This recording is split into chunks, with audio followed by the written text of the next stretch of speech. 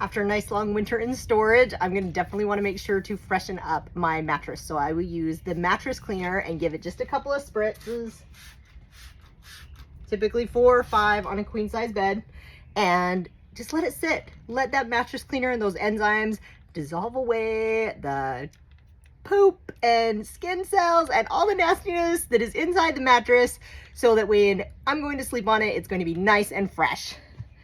And you know, you can use the mattress cleaner in other places in the trailer as well.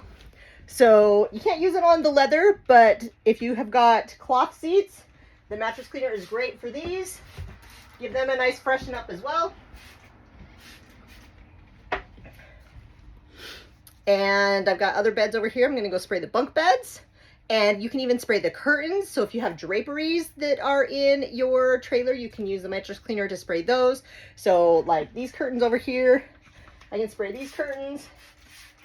And I can spray the bed curtains.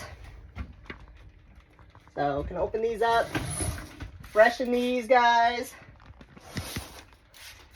And I'm gonna take these sheets off and do the other mattresses.